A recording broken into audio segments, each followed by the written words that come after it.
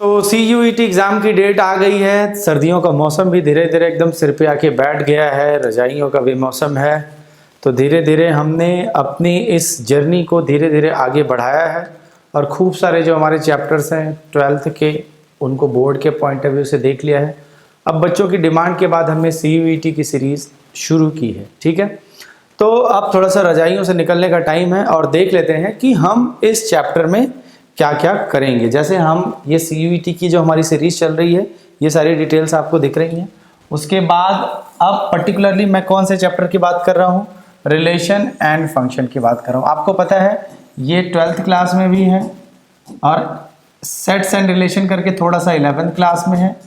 और उसके बाद ये CUET में भी सिलेबस, ये हमने जो स्क्रीनशॉट लगाया है ये CUET की वेबसाइट पे है और सेम ऐसा ही सिलेबस सेम टू सेम 12वीं क्लास बोर्ड का है। और आपको ये भी पता है कि CUET का सिलेबस 12वीं के बोर्ड पे ही बेस्ड है, न उससे कुछ ज़्यादा पढ़ना है न उससे कुछ कम पढ़ना है। तो ये 12th में भी यही है और CUET इसमें भी यही है। तो हम बात करेंगे किस चैप्टर की, रिलेशन एंड फंक्शन की। आपको बच्चों याद होगा कि रिलेशन एंड फंक्शन इस नाम का चैप्टर क्लास 11th में भी था। कुछ बच्चे हमारे शरारती होते हैं, पढ़ाई के बाद फिर छुट्टियों पे चले जाते हैं, फिर चीज़ें भूल जाती हैं। ऐसे बच्चों को ध्यान में रखते हुए हमने उसका थोड़ा थोड़ा समरी सोचा है कि आपसे डिस्कस करें। समरी का मतलब थोड़ा संक्षिप्त रूप, शॉर्ट रूप उसका। अब जैसे देखो इस चैप्टर को, रिलेशन एंड फंक्शन को जिसकी मैं बात कर रहा हूं, रिलेशन एंड फंक्शन को हम दो टाइप से डिस्कस करेंगे। एक तो 12th के पॉइंट ऑफ व्यू से, जिसमें थोड़ा सा इंट्रोडक्शन है, बेसिक कंसेप्ट्स हैं, फिर एक्सरसाइजेस हैं NCERT की, फिर समरी है, फिर एक टेस्ट होगा बोर्ड का, ठीक है। क्योंकि बोर्ड तो सिर पे ही है, अपने बच्चों को पीछे नहीं छोड़ सकते। लेकिन इस क्लास में जिसमें मैं बात करने जा रहा हूं, मैं CUET के पॉइंट ऑफ व्यू से बात करने जा रहा हूं। CUET में क्या सिलेबस है, वही है जो 12th क्लास में है, तो सिलेबस की कोई लोड नहीं है। फिर समरी देख लेंगे, MCQ देख लेंगे CUET के लिए, अप्रॉक्सीमेटली 45 से 50 के आसपास MCQ, जिसमें सारे बेसिक कंसेप्ट MCQ के साथ कवर हो जाएंगे। फिर एक आपका CUET का टेस्ट होगा। अब वो बच्चे जो गर्मियों की छुट्टियों में चले गए, उसके बाद धीरे धीरे बोर्ड का टाइम आ गया, अब उनके सिर पे मुसीबत आ गई कि भाई CUET का जो आगे एग्जाम है मई में, जिसकी डेट आ चुकी है, उसकी तो तैयारी हमें करनी ही करनी है। अब 12th क्लास में जो चीजें पढ़ते हैं या आपको पता है कि अभी मैंने बोला CUET में जो रिलेशन फंक्शन नाम का चैप्टर है, वो उसी को डिटेल में समझ में आ पाएगा जिसने सेट्स एंड रिलेशन की बात की है 11th क्लास में। तो ऐसे बच्चों को ध्यान में रखते हुए मैं 10 से 15 मिनट के अंदर एक समरी उसकी डिस्कस कर लेता हूं, ताकि वो पॉइंट्स आपको रिकॉल हो जाए। यानी आपके मैं दिमाग पे थोड़ा हथौड़ा लगा दूं, धीरे धीरे छेनी हथौड़ी ऐसे खटाखट, कि आपको 11th क्लास का थोड़ा सा याद आ जाए। तो 11th क्लास की जो बातें थी, भूली बिसरी पुरानी बातें, उस पर हम बात करने से पहले मैं बता दूं कि NCERT का जब आप इंडेक्स खोलोगे 12th क्लास का, तो उसमें रिलेशन एंड फंक्शन इस टाइप से दे रखे हैं। आगे भी हम डिस्कस करेंगे, अभी हम यहाँ पे हैं, ठीक है। अब बात उसके बाद ये चैप्टर्स हैं, डिटर्मिनेंट है, continuity, differentiability, application of derivative. ये 12th क्लास में भी वैसे ही हैं, CUET में भी वैसे ही हैं। तो CUET के पॉइंट ऑफ व्यू से मैं ये लेक्चर बना रहा हूं। उसके बाद ये है, अब आपको सेट याद होगा 11th क्लास का सेट्स, उसकी थोड़ी सी हम समरी ले लेते हैं यहाँ पे, ठीक है। ये NCERT में ही है। समरी में थोड़ा सा डेफिनेशन क्या होता है, well defined collection of object, मतलब जिसकी एक डेफिनेशन हो। जैसे मैं एक सेट बना दूं कि in the class 11th the students having height more than 5 feet 5 inch. 11th class में ऐसे बच्चों का ग्रुप जिनकी हाइट 5 फीट 5 इंच से ज्यादा हो, तो 5-6 बच्चे हो सकते हैं, 10 बच्चे हो सकते हैं, मतलब एक डेफिनेशन बन जाएगी। लेकिन मैं ऐसे बना दूं एक definition, collection of the good students in the class 11th। अब गुड स्टूडेंट क्या होता है, तो इसकी तो कोई डेफिनेशन नहीं है। मेरी नजर में कोई और गुड हो सकता है, किसी और की नजर में कोई और गुड हो सकता है। तो वेल डिफाइन का मतलब कि ऐसी डेफिनेशन जिसमें एक मैथमेटिकल फॉर्मूला लिखा जा सके या उसको गिना जा सके एंड सो ऑन।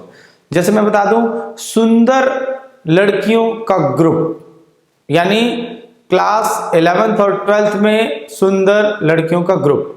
अब कोई एक पर्सन आएगा, उसको कोई और सुंदर लगेगा, कोई और आएगा, किसी को और सुंदर लगेगा। या कह दूं कि बॉलीवुड में सुंदर एक्ट्रेसेस जितनी हैं, दिमाग नहीं चलाना है यहाँ पे, जितनी सुंदर एक्ट्रेसेस हैं उनका ग्रुप सेट बनेगा? नहीं बनेगा, नहीं बन पाएगा, क्योंकि ये डेफिनेशन में मैथमेटिकल एलिमेंट नहीं है, क्योंकि ये पर्सन टू पर्सन यानी अलग अलग व्यक्ति के हिसाब से ये डेफिनेशन बदल जाएगी। मुझे कोई और एक्ट्रेस सुंदर लगेगी, मुझे कटरीना सुंदर लगेगी, तुम्हें करीना सुंदर लगेगी, तो चेंज हो रहा है तो नहीं बन पाएगा, and so on. 11th class में आपने डिटेल में बात की होगी, बस डेफिनेशन अगर आपको याद है तो आपका हो गया। Sets which contain element, empty set के अंदर एक भी एलिमेंट नहीं होता, आपको याद है। फिर बहुत सारे एलिमेंट होते हैं, उसको इनफाइनाइट सेट कहते हैं। फिर इक्वल कब बन जाते हैं? जब दोनों के अंदर सेम एलिमेंट्स हो। They two sets A and B are equal if they have same number of element. फिर उसके बाद सबसेट क्या होता है? जब ए के सारे एलिमेंट बी में हो तो ए सबसेट होता है, और इंटरवल भी रियल नंबर के सबसेट होते हैं। जैसे कोई रियल लाइन ले लिया हमने, यहाँ पे हो गया हमारा 0, यहाँ पे हो गया 1, तो 0 से 1 जो हमारा क्लोज सेट बनेगा ये किसका सबसेट रहेगा? रियल नंबर का। सिंपल है, बस डेफिनेशन आपको मैं समझाने की कोशिश कर रहा हूं, ताकि जो जंग लगी है या जो जंग लग जाती है ना लोहे पे, तो दिमाग में जो आपको 11th क्लास छोड़े हुए इतना दिन हो गया था उस पर जंग लगी है, तो उस जंग को थोड़ा साफ किया जाए, बस यही इरादा है मेरा। पावर सेट क्या होता है? Collection of all the subset. बस नेक्स्ट में देख लेते हैं, फटाफट करना है। यूनियन का मतलब दोनों को मिला के लिखना होता है। ए यूनियन बी का मतलब होता है कि ऐसे एलिमेंट जो ए में भी हो और बी में भी हो, सिंपल, दोनों में रहने चाहिए। मतलब ऐसे देखो, अगर मान लो ए में 1 2 3 है, बी में हमारा सपोज ए बी सी है, तो ए यूनियन बी में क्या होगा? सारे आ जाएंगे 1 2 3 ए बी सी, और ए इंटरसेक्शन बी अगर निकालना जाए तो नहीं, इसमें कुछ कॉमन नहीं है तो क्या आएगा? 5। लेकिन सपोज अगर हमारे पास ऐसा है a is equal to 1 2 3, b is equal to 2 3 4, तो a यूनियन b का मतलब जो दोनों में कॉमन हो, सॉरी a इंटरसेक्शन b का मतलब जो दोनों में कॉमन हो। कॉमन कौन सा? 2 और 3 दोनों में कॉमन है, तो 2 3 ऐसे एंड सो ऑन। ये सिंबल ये है हमारा, दोनों में हो इंटरसेक्शन, दोनों को मिक्स करके लिखना है यूनियन, ये वाला। उसके बाद डिफरेंस का मतलब ए में हो बी में ना हो। जब भी मैं लिखता हूं a माइनस बी, इसका मतलब a में हो लेकिन b में ना हो। यहीं से देख लो, a में हो लेकिन b में ना हो। जैसे 1 2 3 2 3 4, 1 ऐसा एलिमेंट है जो a में है b में नहीं है, तो a माइनस बी में 1। सिमिलरली b माइनस a में क्या होगा? जो b में हो लेकिन a में ना हो। 2 3 4 में से 2 3 तो a में है, लेकिन 4 ऐसा एलिमेंट है जो b में है लेकिन a में नहीं है, 4 एंड सो ऑन। तो डेफिनेशन समझाना मेरा मकसद है इस बारे में बात करने का, ठीक है। तो नेक्स्ट में देखते हैं, कॉम्प्लीमेंट का मतलब यूनिवर्सल सेट के रिस्पेक्ट में डिफाइन किया जाता है। जैसे अगर मान लो इंटीजर के पॉइंट ऑफ व्यू से देखें, यानी इंटीजर आपको पता ही है क्या होता है, और यूनिवर्सल सेट अगर मैं सेट ऑफ रियल नंबर, तो अगर मैं r माइनस z निकाल दूं तो ये z का कॉम्प्लीमेंट कहलाएगा। यानी ऐसे एलिमेंट जो z में नहीं है वो z का कॉम्प्लीमेंट कहलाएगा। सिमिलरली कोई भी सेट हो उसके करस्पॉन्डिंग अगर एक यूनिवर्सल सेट है तो उन दोनों का जो डिफरेंस होता है वो उसका कॉम्प्लीमेंट कहलाता है। तो इसमें ऑलरेडी हम डीप में नहीं जाएंगे क्योंकि 11th क्लास में ऑलरेडी आपने ये सब देखा है, तो उसमें हम वेन डायग्राम से भी आप इसको देखेंगे तो थोड़ा और मजा आएगा। जैसे मान लो ये यूनिवर्सल सेट है, ठीक है, यहाँ पे यू लिख देता हूँ, और ये सेट मान लो A है, तो इसके बाहर जो एलिमेंट बचते हैं ये वाले वो A कॉम्प्लीमेंट, इसको A से लिखते हैं A कॉम्प्लीमेंट। डिटेल में नहीं जाना है, समरी की बात हो रही है तो फटाफट समझना है। तो दो रिलेशन होते हैं, A यूनियन B का whole complement is equal to A complement intersection B complement, और एक होता है A इंटरसेक्शन B का whole complement is equal to A complement union B complement. थोड़ा सा मजेदार है, लेकिन अब मेरी मजबूरी है कि यहाँ पे मैं 11th क्लास की बातें बहुत डिटेल में डिस्कस नहीं कर सकता। उम्मीद है कि आप मेरी इस मजबूरी को समझेंगे, क्योंकि हम CUET पे बात करने जा रहे हैं। तो बस मैं आपको जैसे रामायण में हनुमान जी को उनको शक्ति याद नहीं दिलाई जाती, तो वो उड़ के जाते हैं सीता जी के पास अंगूठी लेके। तो बस मैं आपको आपकी शक्ति याद दिला रहा हूँ कि आपने 11th क्लास में पढ़ा है, घबराना नहीं। तो थोड़ी शक्ति मैं आपको याद दिला दूँ। ये कहते हैं कि अगर ए बी फाइनाइट सेट्स हैं और दोनों का इंटरसेक्शन फाई है, यानी कुछ भी दोनों में कॉमन नहीं है, तो number of element in A union B is equal to number of element A plus number of element in B हो जाएगा, क्योंकि आपको ये वाला रिलेशन याद ही होगा, आपको ये वाला रिलेशन याद होगा जो आपने पढ़ा होगा। एक सेकंड, इसको थोड़ा सा मैं इस साइड से क्लियर कर देता हूँ तो उसमें आपको याद आ जाएगा थोड़ा सा।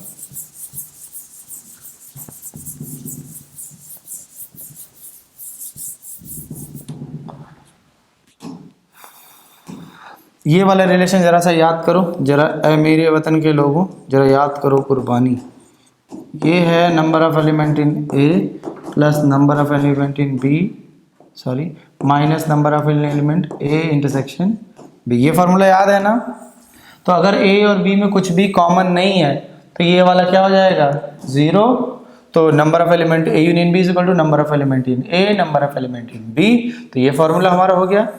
अब फाइव इसमें कुछ ना कुछ एलिमेंट है तो मैं क्या बोलूँगा, ए इंटरसेक्शन बी में कुछ ना कुछ कॉमन आ गया, कुछ कॉमन नहीं आया, कुछ कॉमन नहीं आया का मतलब है A intersection B is equal to 5, कुछ कॉमन आ गया नॉट इक्वल टू 5। जब ए नॉट इक्वल टू 5 हो जाएगा तो number of element in A intersection B क्या होगा, अगर कॉमन नहीं होता 5 होता तो ये 0 है, अगर कॉमन आ गया है तो ये 0 नहीं होगा, इसके अंदर कुछ ना कुछ एलिमेंट आएंगे।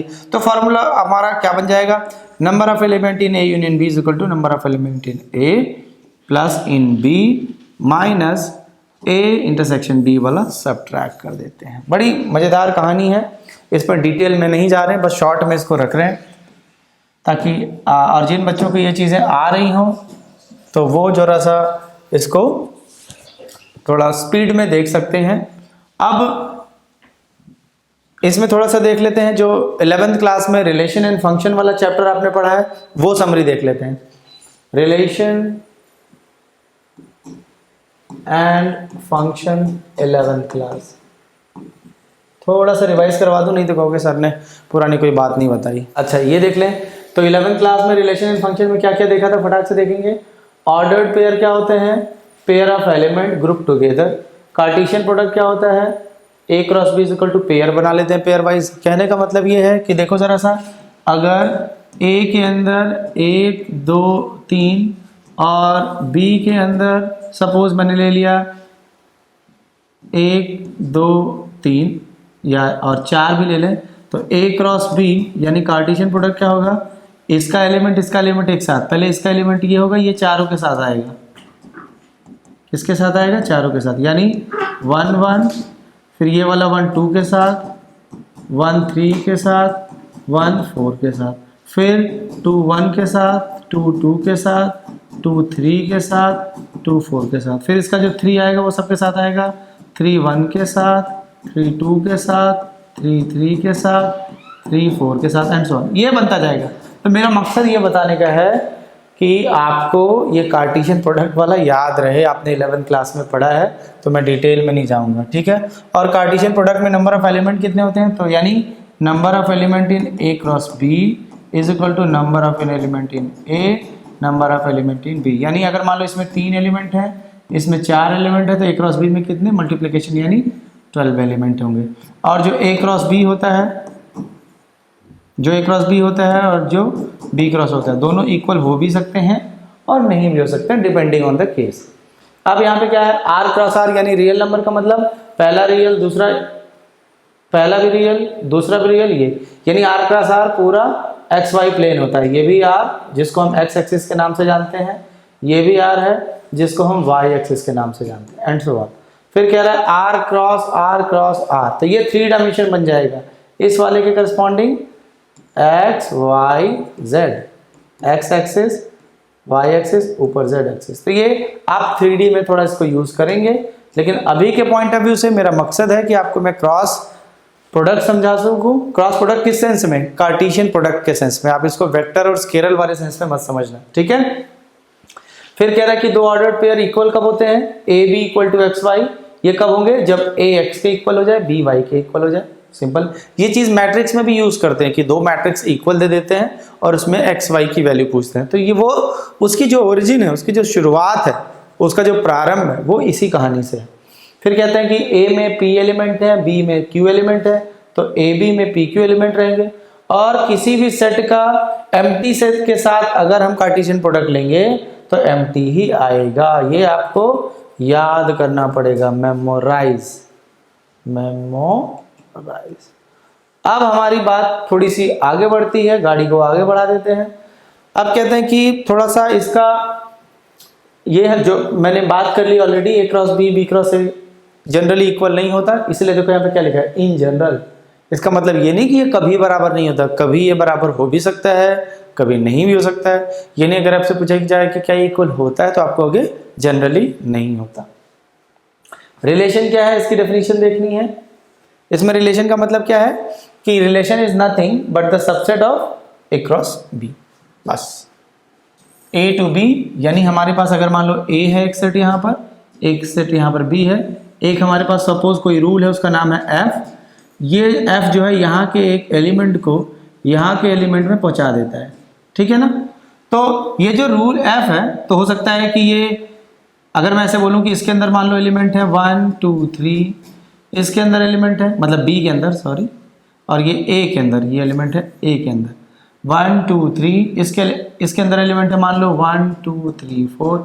मान लो जो एफ है, हाइपोथेटिकली मानने में तो कुछ जाता नहीं है, ये मान लो कि ये 1 को 2 में पहुंचा देता है और 2 को 3 में पहुंचा देता है एंड सो ऑन, ठीक है। बस इतना ही ले रहे हैं। तो ये रिलेशन में कौन कौन आ गया, 1 2 और 2 और 3। तो अब ये जो डेफिनेशन है कह रहा है कि जो रिलेशन है जिसको हम एफ से लिख रहे हैं, ये कुछ नहीं है, बस ए क्रॉस बी का क्या है, सबसेट है।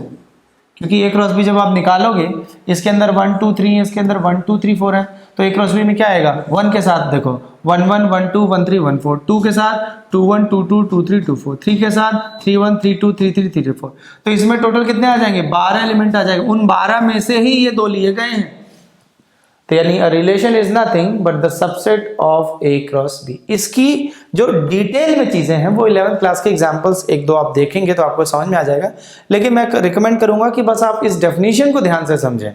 क्योंकि जब भी एनसीईआरटी बेस्ड क्वेश्चन की बात होती है तो सीयूईटी का जो पेपर सेट करते हैं वो प्रोफेसर्स होते हैं, वो ये मान के चलते हैं कि आपको 11th क्लास की एनसीईआरटी आती है।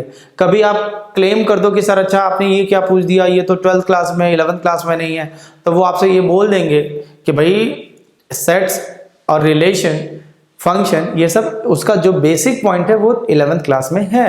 तो क्वेश्चन यहाँ से उठ के आ जाएगा, फिर आपकी सिट्टी पिट्टी क्या हो जाएगी, गुम हो जाएगी। इसलिए मैं बार बार जोर दे रहा हूँ कि इन डेफिनेशंस को समझें। क्वेश्चन डेफिनेशन बेस्ड भी आता है। इसीलिए मैं बार बार एक बात और कहता हूं बच्चों से कि किसी चीज का सबसे डिफिकल्ट पार्ट या सबसे मुश्किल भाग जो होता है उसके बेसिक्स होते हैं। बेसिक्स अगर आपने समझ लिया तो क्वेश्चन आपके हाथ से नहीं जा सकता। एनसीईआरटी अगर आपने पकड़ ली सही से तो सीयूईटी में बहुत अच्छी रैंक लाने से आपको कोई रोक नहीं सकता। इस चीज का दावा मैं जरूर कर दूंगा। अच्छा, इसमें क्या है, इमेज का मतलब XY में, इसका मतलब क्या है, 1 का इमेज क्या है 2 है, 2 का इमेज 3 है। फिर आगे जितने लिखते हैं, फिर ये वाला इमेज सेट है, फिर सेकंड वाला डोमेन सेट होगा, आपको याद होगा। डोमेन का मतलब पहला अक्षर, is the set of all first element. Range का मतलब सेकंड एलिमेंट। इस रिलेशन के हिसाब से 1 और 2 डोमेन है, 2 और 3 क्या है, रेंज है, सिंपल। अब फंक्शन का मतलब क्या हो जाएगा, function special type of relation which every element of set has one and only one image in set B। यानी कि यहाँ के सारे एलिमेंट को इंगेज करना है। जैसे यहाँ पे देखो मैंने 1 और 2 को ही लिया, फंक्शन जब होगा तो सबको पकड़ना पड़ेगा और ये इधर जाके केवल एक से मैप हो। यानी ऐसे अगर मैं एक छोटा सा प्यारा सा नन्ना मुन्ना डायग्राम बना लूँ 1 2 3 जो कि A का है और बी में मैंने बोला 1 2 3 4, तो अगर मान लो 1 1 में जा रहा है, 2 3 में जा रहा है, 3 2 में जा रहा है, तब तो ये फंक्शन है। क्यों, क्योंकि इसके सारे एलिमेंट को व्यस्त किया गया है, बिजी किया गया है, एंगेज किया गया है। और दूसरी कंडीशन कि इनका एलिमेंट एक एक पे ही जा रहा है, तब तो ये फंक्शन है। लेकिन सोचो जरा, आपको एक ऐसा सिचुएशन में दे दूं जिसमें 1 2 3 है, इधर हमारा बी में 1 2 3 4 है, 1 1 पे जा रहा है और 1 ही 2 पे भी चला जा रहा है, तब ये रिलेशन तो है लेकिन फंक्शन नहीं है। समझ में आया? देखो क्या लिखा है, f function from set A to set B is a special type of relation for which every element of x, देखो ध्यान देने वाला पॉइंट ये है, every element of A, इधर वाला सारा का सारा एक भी छूटना नहीं चाहिए। कहते हैं ना कि एक भी बच्चा छूट न जाए, सुरक्षा चक्र टूट न जाए। पल्स पोलियो में अभियान में देखा ना आपने, किसी को छोड़ना नहीं है, सारे इंगेज होने चाहिए। रिलेशन में ऐसी कोई शर्त नहीं है, फंक्शन में ये शर्त है कि इधर कोई खाली ना हो, खाली ना बैठे। इसलिए लिखा है every element of set A has one and only one image in B, उसका नाम है Y, one and only one image in Y. अब उस हिसाब से ये तो सेट रिलेशन ये फंक्शन बना देगा, ये वाला रिलेशन, ये वाला नहीं बना पाएगा क्योंकि अकेले 1 2 पे चला गया। अब एक और स्ट्रक्चर जरा सा अगर हम लेने की कोशिश करें, मान लो यहाँ पर 1 2 3 4, अगर मैं कहूं कि चलो 1 1 पे गया, 2 2 पे गया और 3 को हमने अनमैप्ड छोड़ दिया, बोला कि नहीं इस रूल में, इस रिलेशन में 3 के लिए यहां पर कोई रिजल्ट हम नहीं रखेंगे, तो ये फिर भी फंक्शन नहीं हो पाएगा क्योंकि हमने सबको एंगेज नहीं किया। तो यानी सबको एंगेज करना यानी एवरी एलिमेंट ऑफ सेट ए। दूसरा, एक आदमी या एक एलिमेंट या एक सेट एक पे ही जाए, इसका मतलब one only one image Y in set B, यानी एक से एक ही मैप हो प्लस सबको एंगेज कर रहा है, फंक्शन बन जाएगा। यह है फंक्शन की बेसिक चीज। अगर ये बेसिक पकड़ लिया तो रिलेशन एंड फंक्शन जो 12th क्लास का है उसको एकदम मक्खन की तरह आप पढ़ते चले जाओगे। दूसरी बात क्या कह रहा है, इसकी डेफिनेशन है कि ए बी में फंक्शन है तो हम कहते हैं कि एफ के अंदर एक्स डालने पे वाई मिलता है, सिंपल। जैसे एफ के अंदर 1 डालने पे 1 मिल रहा है, यानी F of 1 equal to 1, F of 2 equal to 3, F of 3 equal to 2। यहां पर क्या है, यहां पर तो ऐसा हो ही नहीं पाएगा, फंक्शन ही नहीं है, तो कहेगा f1, कहेगा f2, कहेगा f3। रिलेशन के पॉइंट ऑफ व्यू से बताया जा सकता है कि f of 1 is 1, f of 1 is again 2, तो रिलेशन तो है लेकिन फंक्शन नहीं। तो मैं आपसे रिक्वेस्ट करूंगा कि रिलेशन और फंक्शन में दोनों में डिफरेंस जरूर ध्यान दें। अब हमारा A is the domain, B is the codomain. जो इधर से जहां से एलिमेंट F के अंदर पुट किए जाते हैं उसको डोमेन कहते हैं, वो एलिमेंट जितनों पर मैप होते हैं उसको रेंज कहते हैं, और पूरा का पूरा जो सेट B होता है उसको कोडोमेन कहते हैं। ये इतनी सी है कहानी और थोड़ी सी है जवानी, और इस जवानी को आगे बढ़ाते हुए थोड़ा सा और आगे देख लेते हैं क्या क्या है। Range of the function is the set of images, ठीक है, बेसिक बात कह दी हमने। रियल फंक्शन जो होता है has the set of real number पे बनता है, और वन ऑफ इट्स सबसेट और both domain of the real. सीधी सी बात है। रियल का मतलब क्या है कि अगर मान लो ए से बी में फंक्शन डिफाइन है तो ये भी भैया रियल हो जाए, ये भी रियल हो जाए, बस इससे ज्यादा कुछ नहीं। डोमेन रेंज उसका रियल रहे, बस उससे ज्यादा आपको नहीं जाना है। डोमेन भी रियल, यानी डोमेन और रेंज अगर हमने रियल नंबर रखा है तो उसको रियल फंक्शन कहेंगे। अब मेरी मजबूरी को समझो, मैं 11th क्लास को यहाँ डिटेल में डिस्कस नहीं कर सकता, तो आपके पास 11th क्लास की बुक हो तो थोड़ा सा पढ़ने की कोशिश करो। आपसे ज़्यादा जोर नहीं लगवाऊंगा, ज़्यादा दम नहीं लगवाऊंगा, ज़्यादा ताकत नहीं लगवाऊंगा, बस ये रिक्वेस्ट करूंगा कि थोड़ा सा आप कोशिश करो तो मज़ा आ जाएगा। पढ़ने का असली मज़ा तभी है जब आपको समझ में आए, नहीं तो फिर वही बोरियत भरी क्लास हो जाएगी। तो फिर अलजेब्रा फंक्शंस, रिलेशंस नहीं। देखो कितना चालाक है ये, इसने लिखा अलजेब्रा फंक्शंस, रिलेशन नहीं।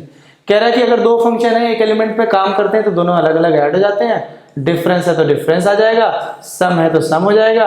अगर किसी एलिमेंट से फंक्शन में मल्टीप्लाई हो रहा है तो वो एलिमेंट बाहर निकल जाएगा, और डिवीजन इसका ऐसे हो जाता है। ये है पूरी रिलेशन और फंक्शंस की समरी। इसके पहले हमने देख ली थी 11th क्लास के सेट्स की समरी।